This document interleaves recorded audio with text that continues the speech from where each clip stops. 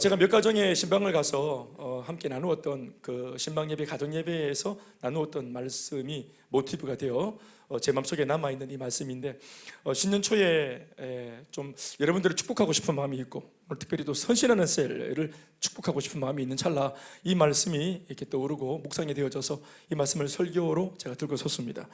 작지만 확실한 행복, 소위 우리가 시체말로 하는 소확행 있죠?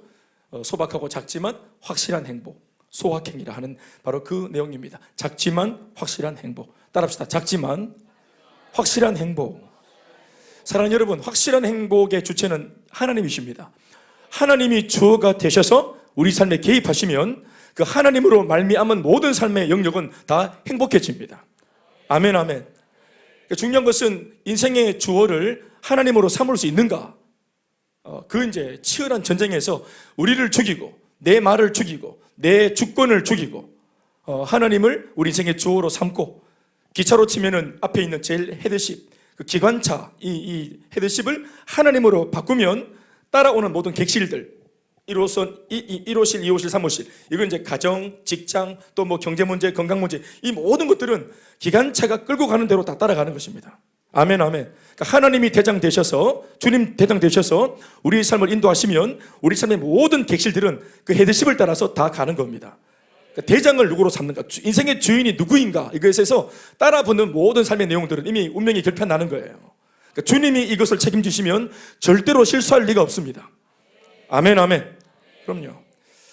사실은 주님이 주인 되신 삶이 확실한 행복인데, 그런 면에서 표현은 작지만 확실한 행복 그랬지만 사실 작지도 않습니다. 그러니까 외형적으로 볼 때는 작아 보이고 소박해 보이는데 실제로는 엄청난 것입니다.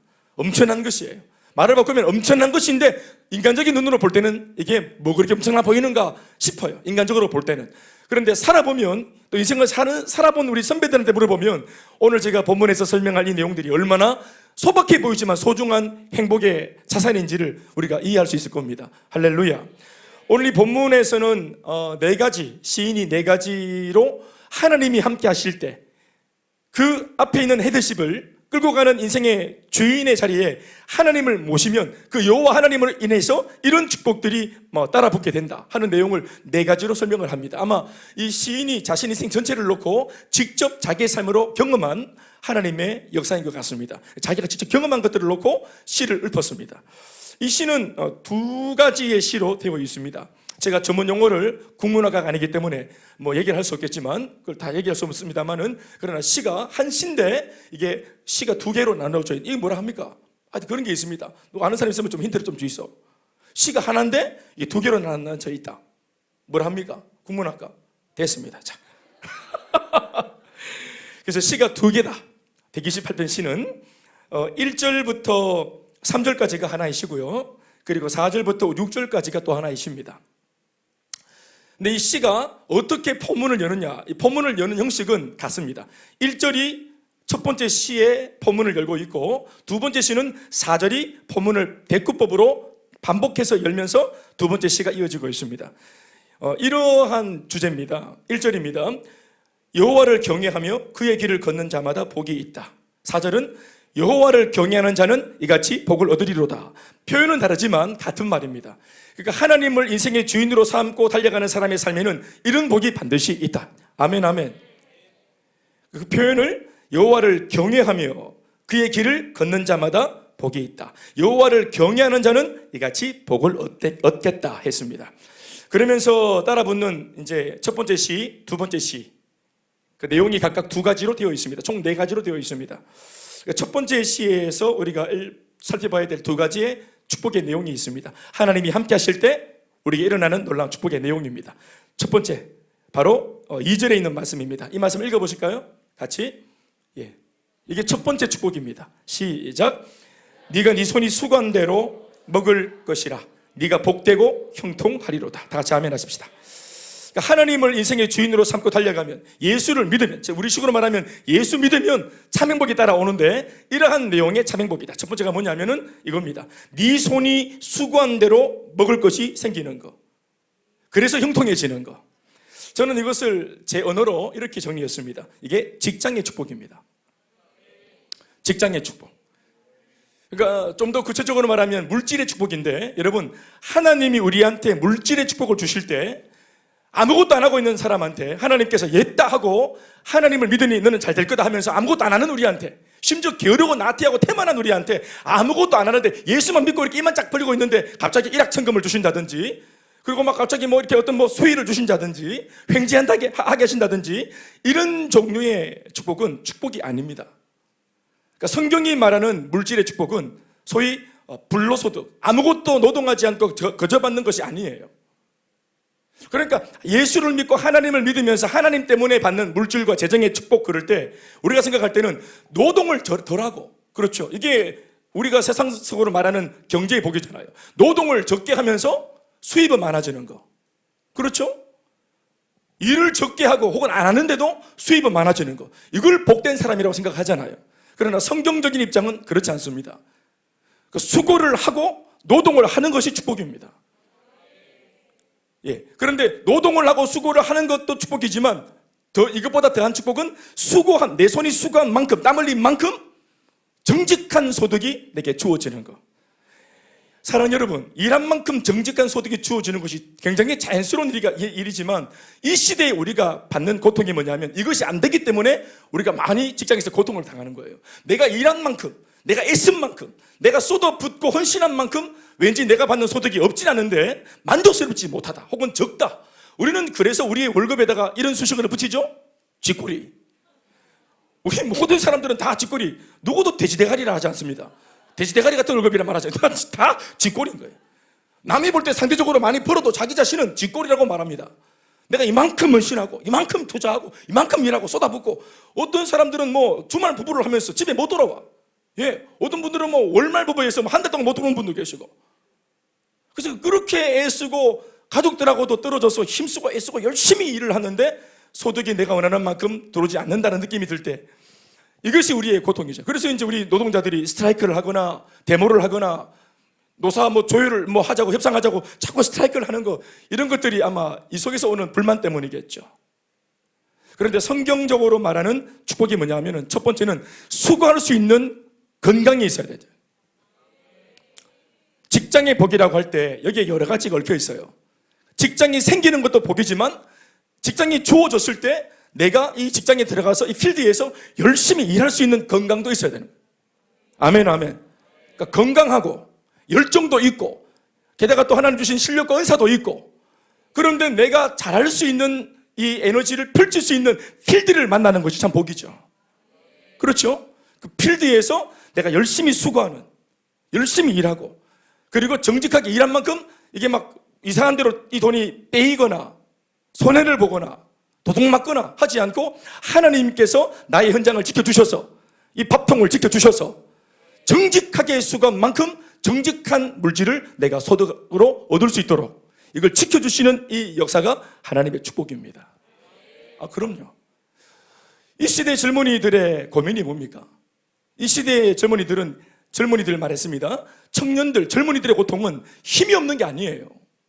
자기에게 힘이 없고 능력이 없고 뭐 에너지가 없고 이런 것이 아니에요. 에너지와 힘과 뭐 어떤 이런 용기도 있고 막 희생할 자신도 있고 모든 게 갖춰져 있다고 생각을 하는데, 내 열정과 헌신을 받아줄 수 있는 소위 회사, 이 마음과 준비된 내 자세를 읽어주고 채용해주는 그 필드, 직장이 없는 거죠. 이게 우리의 고통입니다. 수고할 준비가 다 되어 있어요. 건강 문제에 자신이 있어요. 다 되어 있어요.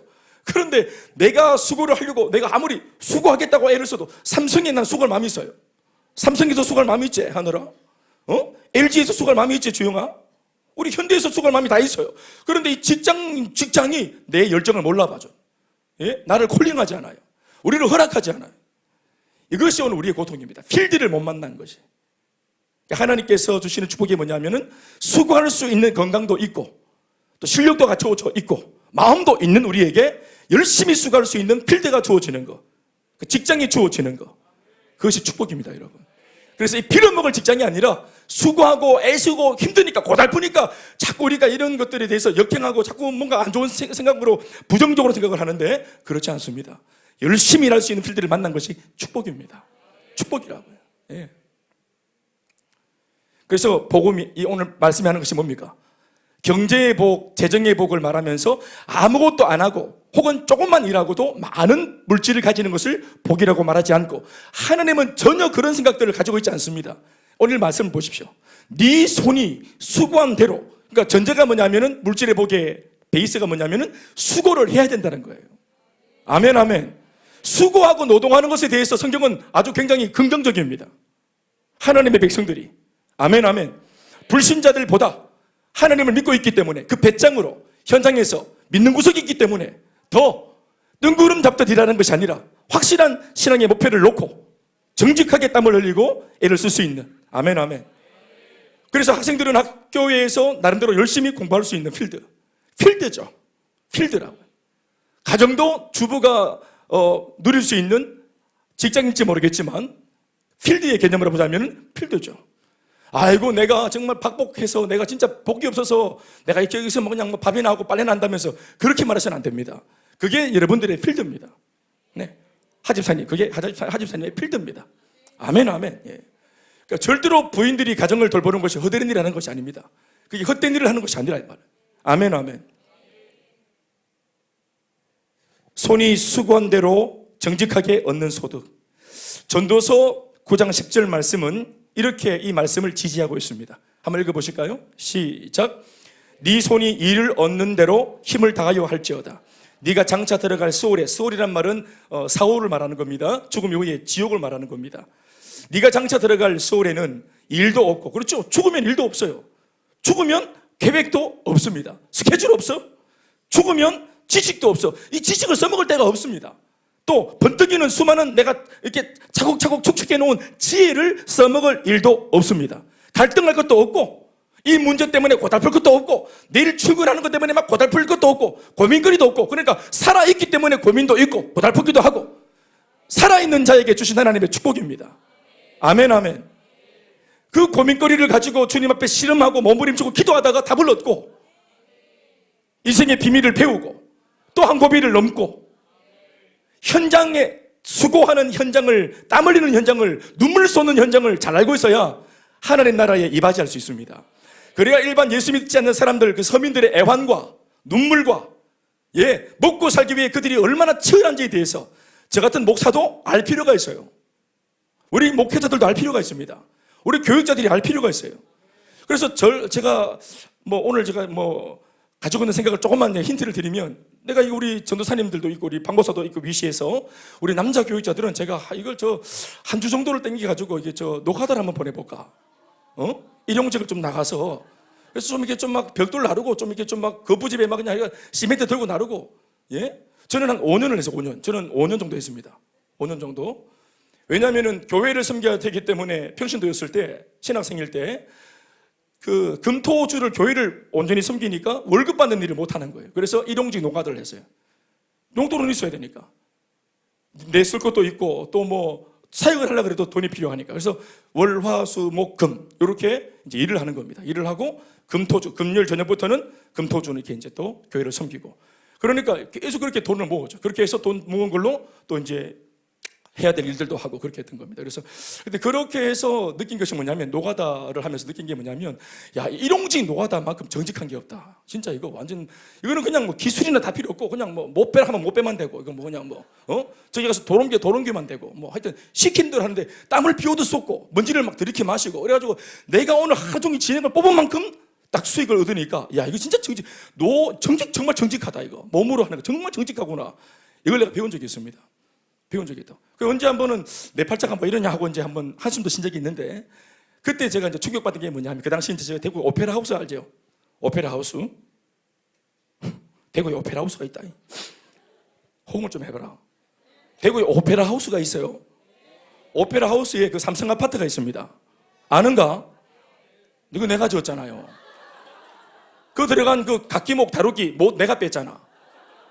슬리브 제가 놨잖아. 슬리브 이거. 그거 내가 놨잖아요.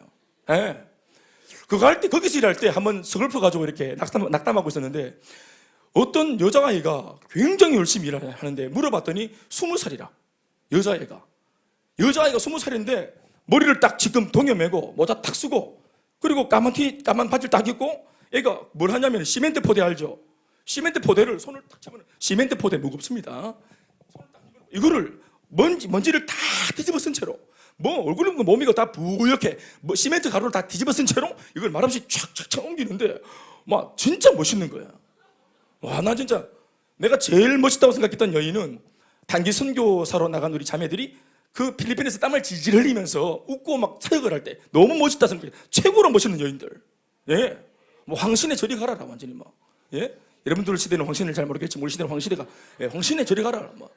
그런데 그 자매가 예수 믿는 것도 아닌데 땀을 쏟으면서 물어봤더니 집이 어려운 거예요.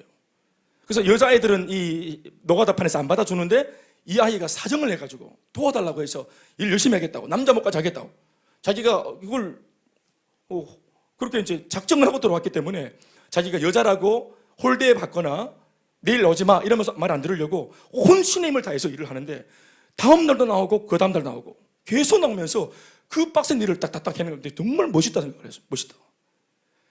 그러니까 이렇게 몇 푼의 돈을 벌기 위해서 얼마나 이 일반 서민들이 얼마나 좀 열심히 사는지, 얼마나 일찍 일어나서 얼마나 이른 새벽부터 열심히 사는지 제가 뭐 많이 배운 건 아니지만 현장에서 봤을 때 신학은 학교에서 배웠죠. 제가 신학을 신학교에서 배웠죠.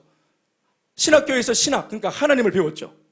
그런데 신학을 결국은 내가 배운 신학을 결국은 접목시켜서 하나님의 은혜를 전해야 될 대상은 하늘이 아닙니다. 제가 목회해야 될 대상은 천사가 아니에요. 그렇죠? 이 땅에 두 발 붙이고 살아가는 생존 문제 때문에 오늘도 헐떡거리며 수많은 갈등 속에서 베드로들이 시몬이 대포가 하면서 물고기 잡으러 가볼까 이렇게 하고 막 일주일 내내 갈등하는 여러분들을 놓고 제가 목회를 하잖아요. 그러니까 여러분들의 그런 생각들이 뭔지, 그 머릿속에 뭐가 들었는지, 눈은 이렇게 저를 보고 있지만 저 속에 뭐가 들었는지 이거를 읽어야 되겠지. 그래서 신학은 신학교에서 배웠는데 인간학을 목회를 하면서 제가 현장에서 성도들과 부대끼면서 배운 겁니다. 또 일을 하는 현장에서 사람을 배웠어요. 사람을 배웠다고요. 그래서 제가 제일 싫어했던 말이 뭐냐면 목사님 인사 중에서 제 상처니까 지금은 극복했습니다. 목사님, 근데 이 목사님은 자기 잘못을 몰라. 잘못도 아닙니다 사실은. 내가 그냥 마음이 힘들어서. 제일 싫어하는 게 뭐냐면은 대현 형제 혹은 대현아 목사님이 다음 주일날 보자 하고 이제 주일날 헤어질 때 다음 주일날 보자 이런 거 있잖아요. 난 그게 제일 싫었어요. 목사님 니는 만사가 다 하나님 나라고 천국이고 그러니까 이번 주일도 다음 주일도 다 하나님 나라고 다음 주일날 보자 하지만 나는 월화수목 금토가 전쟁이고 지옥이다. 다음 주일날 이 자리에 올 수 있을지 내 감당을 못한다 나는. 집안 꼴이 그런 꼴이고 한번 나오려 그러면은 그냥 기대기 맞고 욕 먹고 진짜 눌리 가지고 이게 심장 너무 너덜너덜해지고 걸레가 돼 가지고 그래 이렇게까지 해서 교회를 나와야 되나 이런 마음이 늘 있고 갈등을 얼마나 심각하게 하는 나 자신인데 그러니까 다음 주에 보자 그러면 자동적으로 빠지나 이게 이런 게 올라오는 오늘 이 말 처음 합니다. 공주적인 자리에서 이렇게 있어가지고 그래서 지금도 제가 우리 여기 혼자 믿고 있는 아이들 이런 아이들한테 인사할 때 이런 말 하는 것을 제가 많이 인사를 할 때마다 생각을 합니다. 이게 얼마나 고통스러운 것인지 제가 알고 있습니다. 그리고 교회가 오늘 이제 예를 들어서 3대가 같이 교회를 나오고 같이 예수를 믿고 가족 단위로 예수를 믿고 이런 것들 사이에 틈바구니 속에서 혼자 예수 믿고 있다는 것 그 자체만으로도 이미 누가 뭐라고 안 그래도 얼마나 이것이 많은 자신에게 생각 속에 싸움이 있는지 제가 조금 압니다. 그러나 여러분 이런 것들에 대해서 우리가 삐딱하게 접근하지 말고 도전으로 받으십시오. 눈에 보이는 좋은 것들을 볼 때마다 그래 참 좋다 기꺼이 인정하고 부러워하십시오. 세상에서는 부러워하면 지는 거지만 교회에서는 신앙의 세계는 부러워해야 됩니다. 부러움을 가지고 기도 제목 삼고 저 축복이 내 눈에 보인 저 좋아 보이는 축복의 모양이 이제 다음에는 내 기도를 통행답 받아서 내 이야기다 저거 저 사람의 간증이 이 다음에는 내 간증거리다 하고 사모를 하십시오. 도전으로 받으십시오. 그리고 기도하십시오. 그럼 반드시 하나님께서 포기하신 그 주님이 의도가 있거든. 아멘 아멘. 보는 즉시 눌리뿌는 사람들은 마음밭이 안 좋은 겁니다. 꼴 보기 싫다 이러면서 이런 거 있잖아요. 그 꼴 보기 싫으면 네 마음밭이 안 좋은 거예요. 오늘도 제가 여기 성경이 말하는 축복이 뭐냐를 드릴 건데 직장 얘기가 나왔죠. 제가 그 다음에 해야 될 얘기가 가정에 대한 얘기입니다. 이런 얘기를 할 때 사실 조심스러울 수 있겠죠. 왜냐하면 혼자 다니는 분들도 계시고 가정에 상처가 있는 분들도 계시는데 하나님이 제시하시는 그림은 이런 가정이라고 말을 할 때 이게 마음밭이 안 좋으면 상처가 되거든요. 하나님 말씀 들으면서도. 이제 2번을 들을 때 한번 여러분 자신을 진단해 보이소. 도전으로 받아지는지, 아이고, 참 또 같은, 무슨 또, 저런 또 막아지는 소리 했었는다. 목사님, 니나 천국이니까 그렇게 말했었지. 이렇게 할는지 모르겠는데요? 도전으로 받으세요. 우리 교회 다니며 예수 믿는 형제 자매들, 우리 청년들은 직장을 달라고 할 때 내가 수고할 수 있는, 어떠면은 수고를 덜 할까 하는 직장을 찾는 게 아니라 내게 주신 이 열정과 에너지를 잘 쏟을 수 있는, 주님이 다 알고 보내십니다. 우리를 할 수 있기 때문에 하라고 하시는 겁니다. 열심히 일할 수 있는, 수고할 수 있는, 그리고 정직하게 이윤을 남길 수 있는, 소득을 얻을 수 있는 그런 직장을 놓고 기도하셔야 됩니다. 아멘, 아멘. 그리고 무엇보다 우리가 영혼을 구원하자고 외치는 교회 아닙니까? 영혼이 어디에 있습니까? 삶의 현장에 있습니다. 그 직장에 들어가야 그 직장의 동료들로 내가 오기를 그들이 학수고대 하고 있습니다. 수면에 있습니다. 수면에. 할렐루야. 예? 그랜다이저 거기 있습니다. 거기. 자동차 거기 종합상사 거기에 있어요. 후배들 동생들이 있지요? 그렇죠, 그렇죠. 직장에 영혼이 있습니다. 그러니까 영혼을 주시옵소서 기도했으면 어디를 눈짓고 봐야 되노? 직장에 가서 동료들을 봐야지. 우리 동원이가 해병대에서 그 동료를 보니까 나중에 내가 제대하고 보자가 아니라 거기 있는 동안에도 복음을 전해서 다 살리부잖아요. 12명 살리부. 12제자 삼았나? 그렇구나. 네 교주가. 그래, 잘했다. 나도 해병대에서 저런 가정을 못 써봤다. 나는. 왜? 나는 못 배웠기 때문에. 나는 못 배웠. 가르쳤더니 하잖아요. 나도 진짜 배워서 갔었어야 되는데 해병대에. 그래. 이렇게 이제 2년 동안 군대 생활하면서 이렇게 이제 그 자신의 필드에서 이렇게 살아보면 왜 됩니까?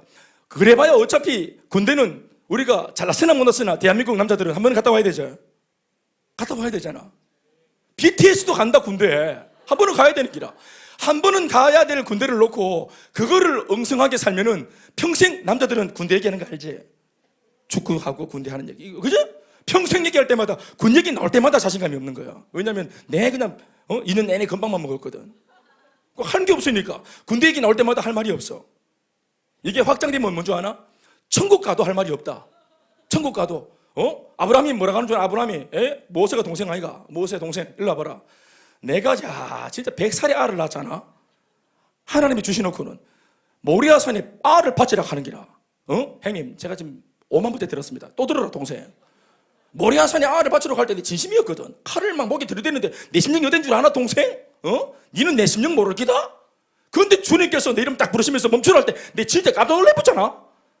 내보다 더 놀라는 거는 아가 놀래보지. 실컷을 했는 기라 이삭이가. 형님 홍해 바다 갈라봤어요. 250만 명이 날 보고 있고 해. 바다는 막히 있는데요.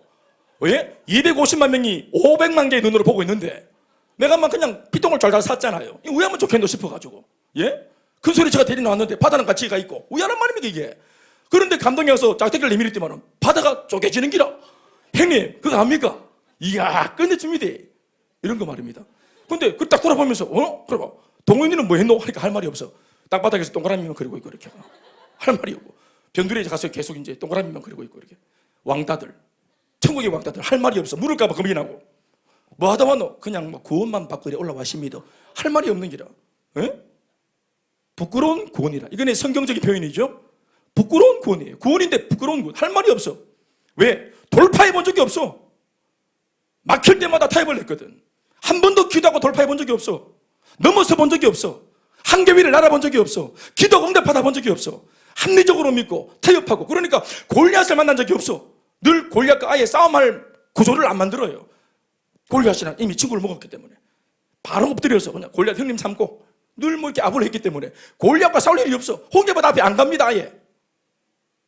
그러니까 한 번도 그런 위태로운 지경에 자기를 두지 않고 모험을 하지 않으니까 기도할 필요도 없고 돌파할 일도 없죠. 그러니까 간증이 없죠. 그런 면에서 직장은 어떻습니까? 그런 면에서 학교는 어떻습니까? 만만치 않은 현장이지만 기도하고 한 땀 한 땀 돌파해서 이야기를 만들 수 있는 현장입니다. 그렇죠. 제가 얘기를 또 합니다만은 제가 이전에 호랑이 물고기 교회 있을 때 대학부 목회자로 있을 때 그 어떤 집사님이 아들을 놓고 당회장실에서 나오시는 거예요. 기도받고 나오는 것 같더라고요. 그 아들이 내일 군대 간다는 겁니다. 나를 딱 보더니 목사님, 담당 목사님이니까 우리 아들 내일 군대 가요. 기도 좀 해주세요. 방금 목사님 기도 받고 나왔지만 담당 목사님도 기도 좀 해달라는 거예요. 그래서 내가 이 아들이 내가 부임하고 처음 보는 아들입니다. 이름으로만 보다가 교회를 안 나와요. 교회를 안 나와. 그 이제 군대 간다고 이제 기도 받으러 왔어. 엄마가 데려온 거죠. 그래서 제가 기도를 이제 다 받았는데 뭐 기도냐 했더니 또 해달라는 거예요. 내가 기도를 했어요. 기도를 했는데 이 엄마가 기도를 했던 처음부터 끝까지 아멘을 한 번도 안 한대. 내가 기도를 했습니다.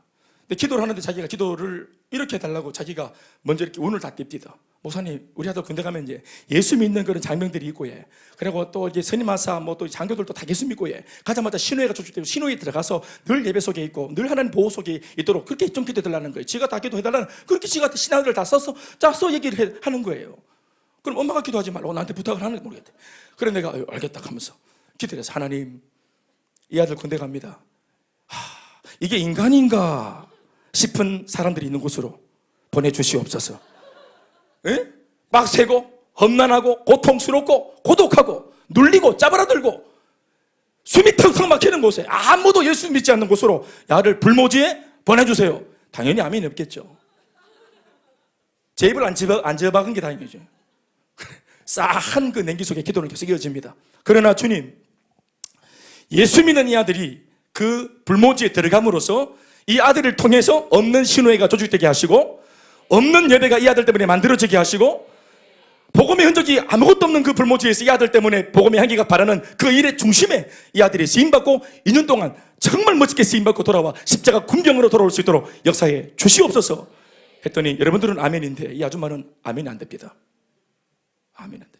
뭐가 멋있는 겁니까? 무엇이 내 아들을 더 자랑스러운 아들로 만드는 겁니까? 우리는 왜 늘 보호받으려고 합니까? 예? 여러분, 세상이 우리를 잡아먹습니까? 우리가 가서, 너희는 가서, 모든 민족에게 가서, 너희는 모든 세상에 가서, 너희가 그들에게 뭐라고 복음을 전하고, 분부한 모든 것을 가르쳐서, 그들을 지키게 해서, 지금은 사람답지 않게 사는 그들에게 복음을 네가 전함으로, 사람답지 않게 살아가는 그들을 겁내지 말고, 그들도 네가 전한 복음 때문에 사람답게 살 수 있도록 네가 도와줘라. 그게 그 사람들 어디에 있어요? 직장에 있잖아요. 학교에 있잖아요. 삶의 현장에 있잖아요. 주님은 우리를 보내시잖아요. 예수님은 우리를 보내십니다. 보내시잖아요. 거기 가서 소금 노릇을 해라. 그들 사이에서 거기 가서 빛의 역할을 해라. 그 세상의 빛, 세상의 소금으로.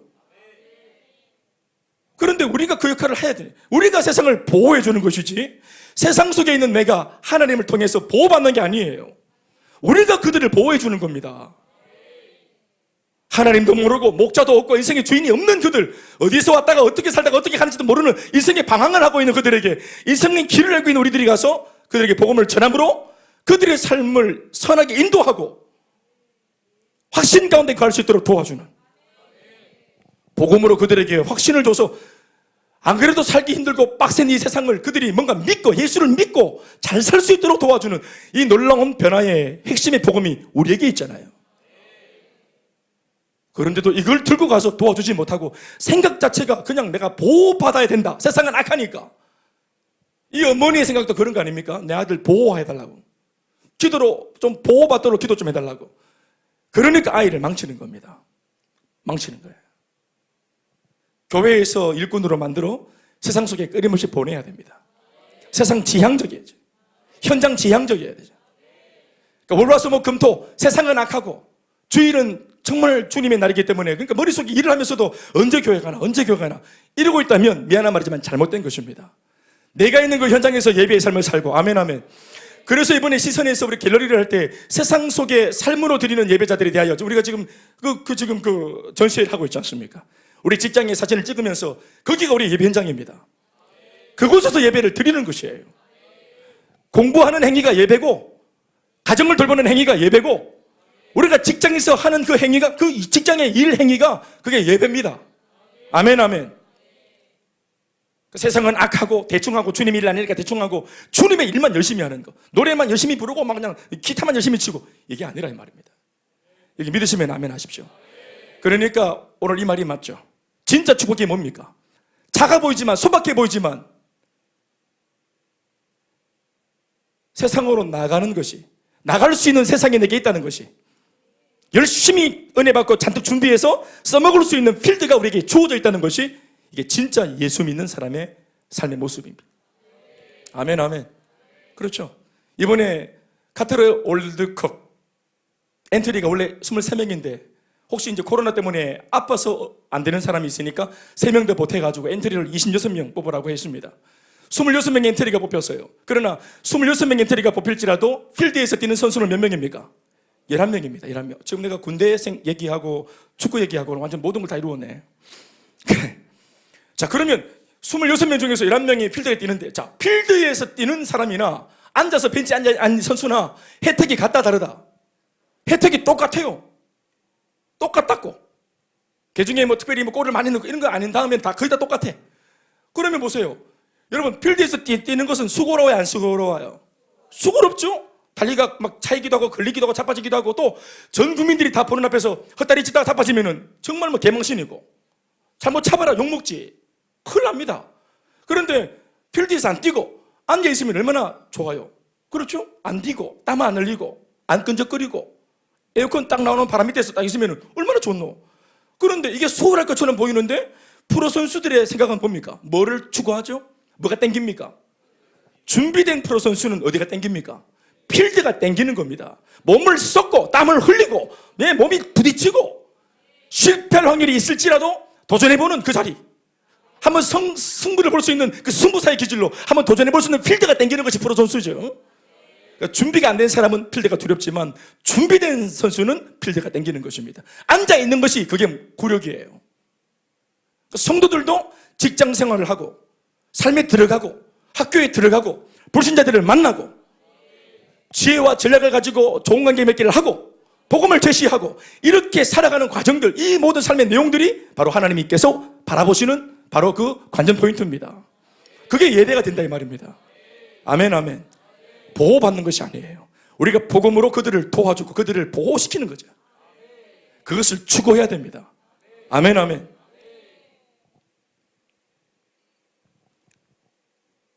그래서 열심히 일하고 온 우리 지체들 예배당에서 이제 나갈 때 주일날 악소리 보면 손이 막 거칠죠.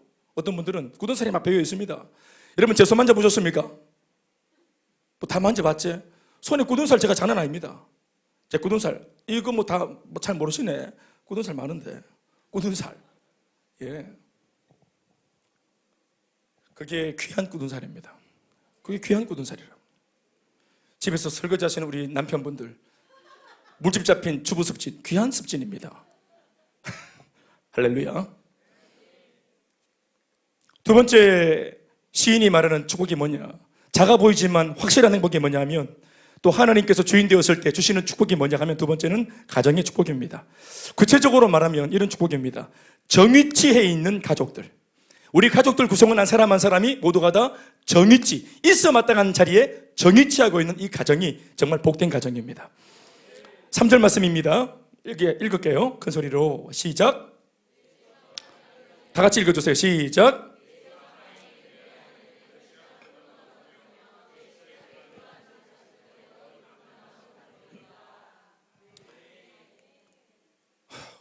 우리나라 표현이 굉장히 성경적입니다. 네, 안방마님 이렇게 말하잖아요. 부인을 놓고. 언제나 안방 차지는 부인입니다. 오늘 이 정위치, 제대로 정위치하고 있는 가정을 묘사하는데, 이 집에도 보면은 아내는 결실한 포도나무와 같이 해가지고 집 안방에 있습니다. 우리는 남편을 바깥 양반이래 말하죠. 그 바깥 양반은 밖에서 일을 하는 겁니다. 발을 바꾸면 일할 수 있는 필드가 있죠, 이미 남편한테. 아멘, 아멘. 그 남편이 열심히 일할 수 있는 직장을 가지고 있고, 부인은 안방에서 가정을 돌보고, 그리고 또 하나 있죠. 우리 자녀들은 어디 있습니까? 자녀들은 어디 있어야 되노? 자녀들은 학교에 있는 것이 원래 그림이 아니에요. 가장 아름다운 정위치는 식탁에 앉아서 뭘 자꾸 주무어야 돼요. 예, 엄마 아버지의 마음속에, 이게 고대시대의 그림 아닙니까?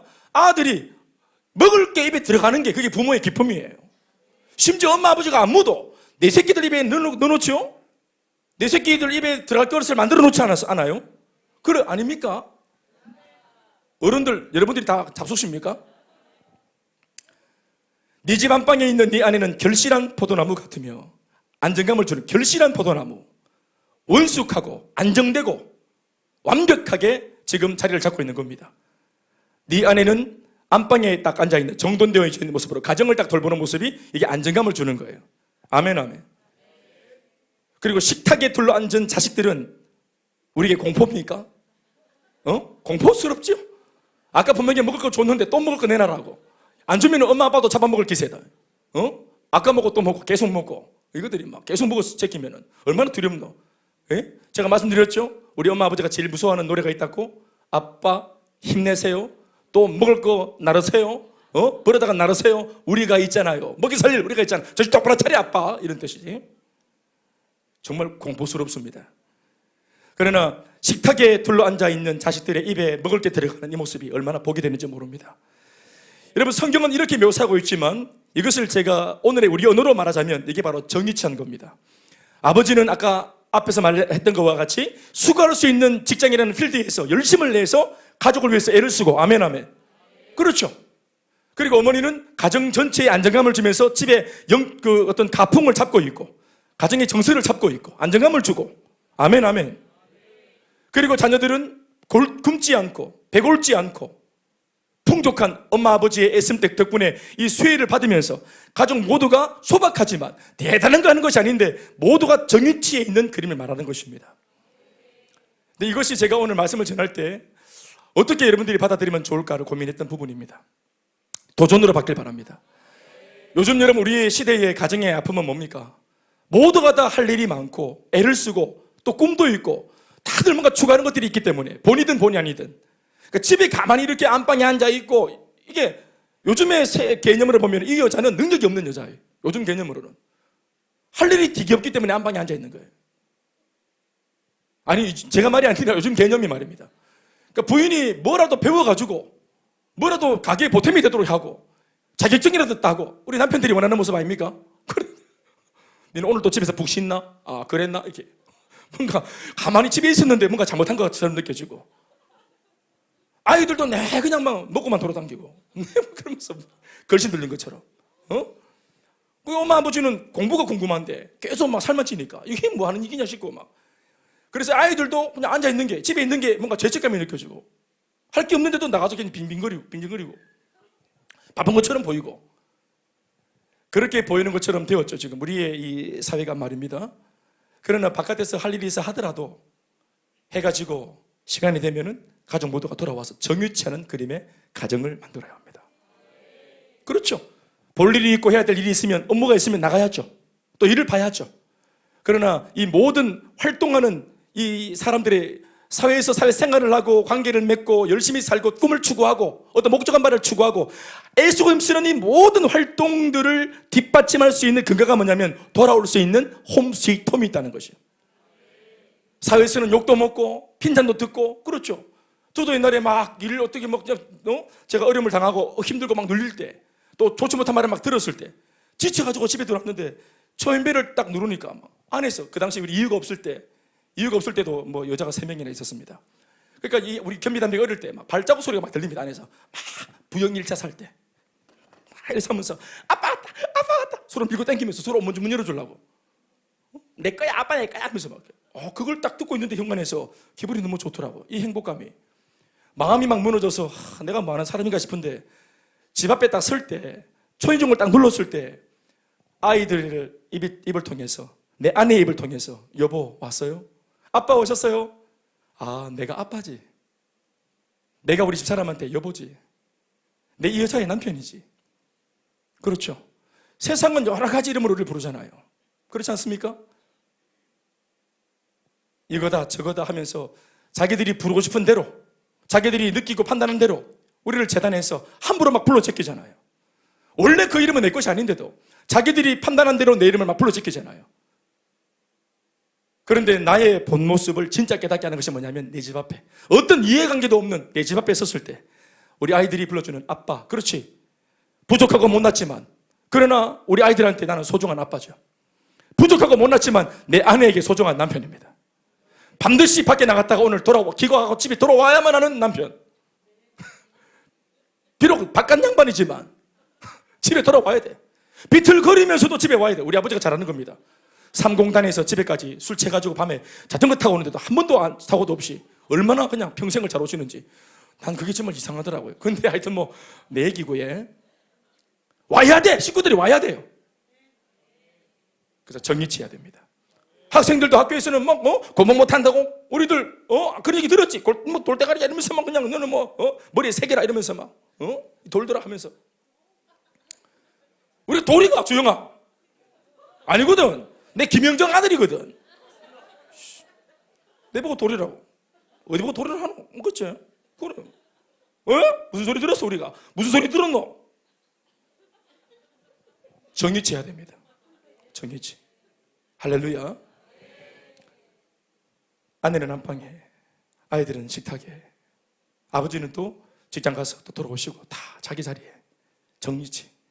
셀가족 모임, 우리 리더들은 압니다만은 삶이 바쁘고 어려워도 우리 셀가족들이 셀가족 모임에 다 와서 정유치를 딱 하고 있어야 될 자리에 있고, 이게 대단한 자리는 아니지만 예수 믿는 우리 교회 성도로서, 우리 셀의 가족들로서 흩어졌던 가족들이 정한 시간 정한 장소에 딱 모여서 같이 얼굴을 딱 볼 때 거기에서 같이 막 같이 동지 애를 느끼고, 사람 사는 게 다 비슷비슷하거든. 그 삶을 나눌 때 동지가 되는 겁니다. 군에 갔을 때 언제 하나 되더노? 처음에 가면 머리 다 밀고, 서울대 아도 머리 밀고, 우리 뭐 중학교 뭐 중퇴도 머리 밀고 다 머리 밀고 있으니까 다 그놈이에요. 뻘거벗기만 다 똑같아. 다 어리버리 향기라. 다 그래 머쓱하고 이렇게 서로 막 이렇게 좀 뻘쭘해, 남자들도. 그런데 언제 하나 되냐면은 유격훈련 가세요. 유격훈련 가봤어요, 이윤선 국장님? 기회에서만 한번 가보세요. PT하고 막 난리가 나고 막 몸에 진액을 다 뽑고 막 뒹굴고 막 진흙탕에 뒹굴고 막 포복하고 난리가 난다.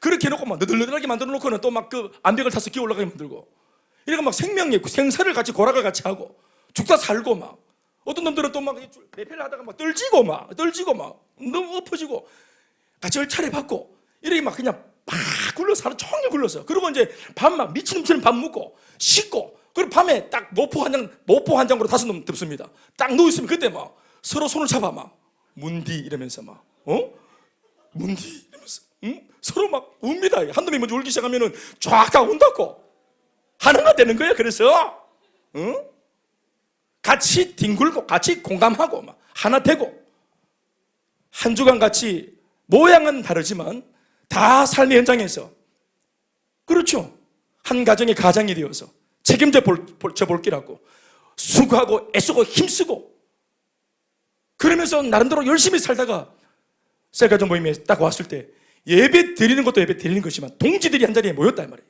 열심히 살고 온 사람들이. 그때 서로 같이 안아주고 손잡아주고, 여기에서부터 하나가 되는 겁니다. 내 혼자가 아니네. 따라합시다. 내 혼자가 아니네. 아멘 아멘. 그 동질감과 공감, 인생에 별 게 없지 않습니까? 다 대동소이 거기서 거기입니다. 다 외로운 인생이에요. 다 관심이 필요하고 다 사랑이 필요합니다. 심지어 셀 리더들도 외롭습니다. 여러분 그거 모르셨어요? 셀 리더들도 다 고독하고 외로운 사람들이에요. 마음에 다 병이 있는 사람들입니다. 손 좀 잡아줘 있어. 똑같이 세상살이하고, 게다가 자기는 또 건강한 척하면서 또 손도 잡아줘야 될 입장에 있으니까 그 마음이 얼마나 고단함이 있겠습니까? 알아주고, 그 마음을 알아주고 격려하고, 돈 주고도 못 사는 소중한 사람들. 이제 우리가 이 나이 먹고 어디 가서 인간관계를 다시 하겠습니까? 그래서 우리 사람들이 늘, 사람은 옛날 사람을 늘 만나잖아요. 우리가 40 넘어서 50 넘어서 누구를 다시 만나고 내 인생을 다 얘기할 겁니까?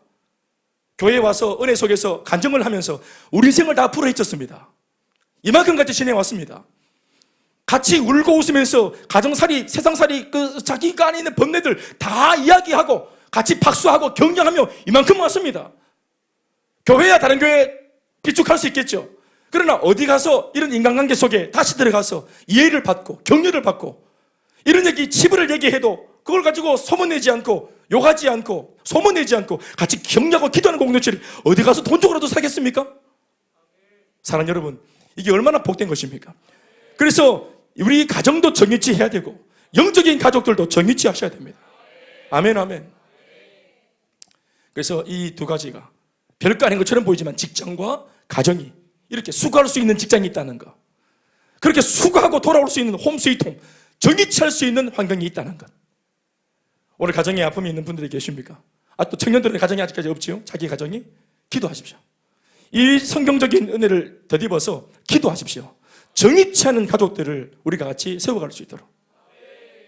떠나 있거나 손이 안 잡히거나 혹은 몸은 와 있는데 마음이 안 잡히고 마음은 정의치 하지 않은 것만 같은 그런 어떤 걱정을 불러일으키는 사람이 있다면, 요즘에 우리 둘째 딸 자꾸 친구들을 좋아해서 자꾸 나다녀가지고 걱정입니다. 집에 와 있어도 생각은 자꾸 친구들한테 가 있는 것 같아서 그걸 보는 아빠가 좀 속상합니다. 집이 참 좋았으면 좋겠는데. 사춘기 아이들을 키우는 부모의 마음도 그렇지 않습니까? 너희들 말이다, 너희들. 현호야, 정의치 해야지.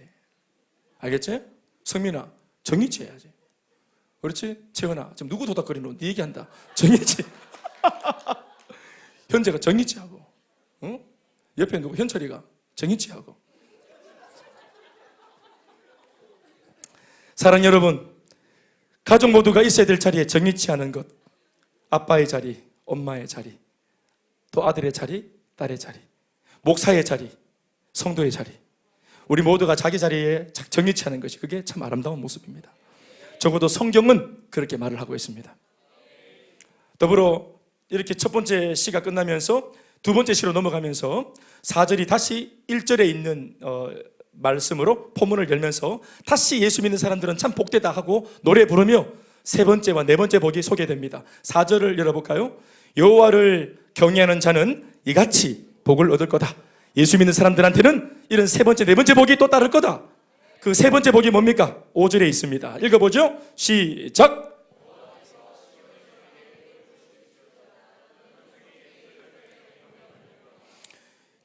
저는 이렇게 이름을 지었는데요, 교회의 축복입니다.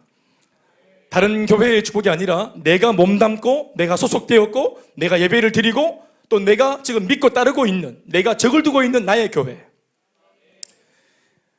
예루살렘이라는 이 표현이 여러 가지로 해석될 수 있겠지만, 그러나 하나님 나라의 어떤 한 부분들을 설명하는 단어로 예루살렘이 자주 구약 때는 쓰여지고, 신약적인 표현으로 하나님 나라를 해석하자면 하나님 나라는 지금의 교회를 말합니다. 그러니까 여호와께서 시온에서 내게 복을 주실지어다. 하나님께서 하늘에서 복을 주실 텐데, 그런 중에 네가 어떤 복을 받았으면 좋겠냐 하면은 너는 평생에 네가 속한 네 교회의 번영을 보는 축복을 누렸으면 좋겠다. 앞서서 직장의 복도 누렸습니다. 하나님 때문에 가정도 잘 되었습니다. 정의치했습니다.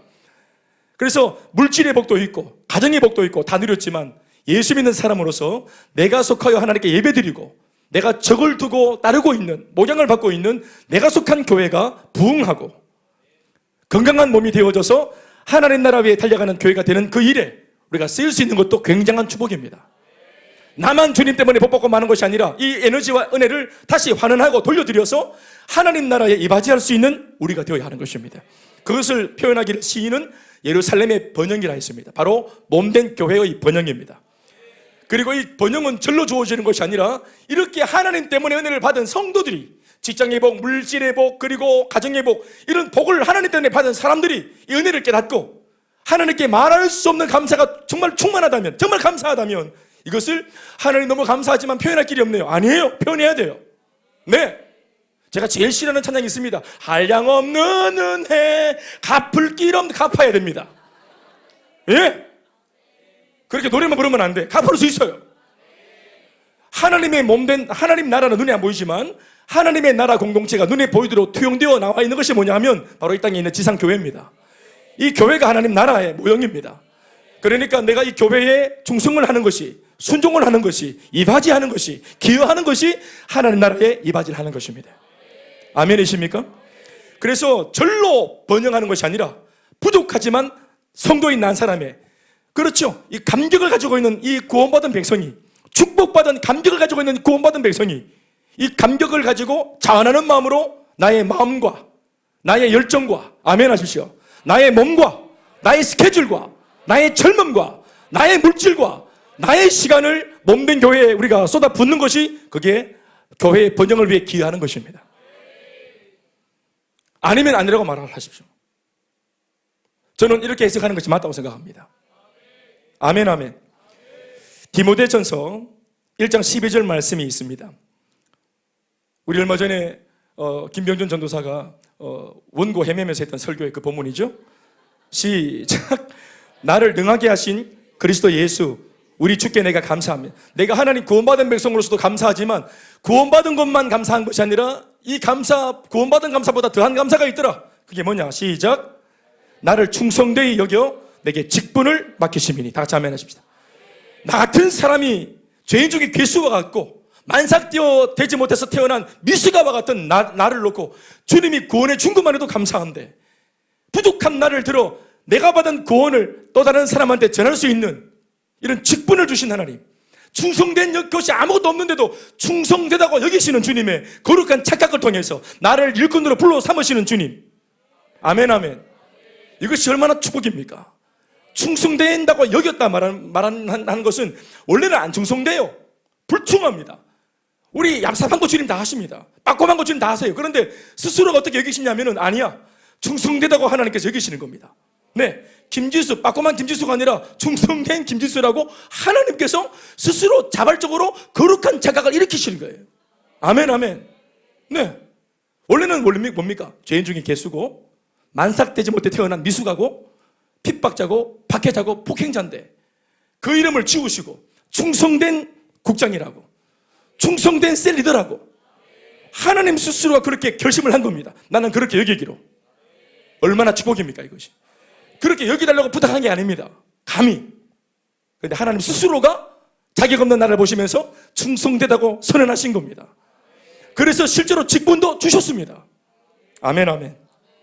그래서 하나님 나라 위에 쓰임받을 수 있는 거룩한 자리, 아무나 부름받을 수 없는 자리에 초청받아 세워진 것입니다. 아멘 아멘.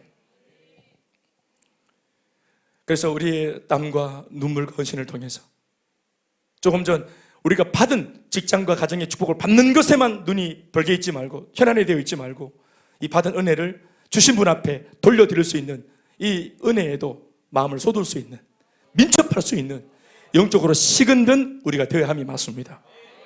이게 성숙한 사람이 하는 겁니다. 성숙한 사람.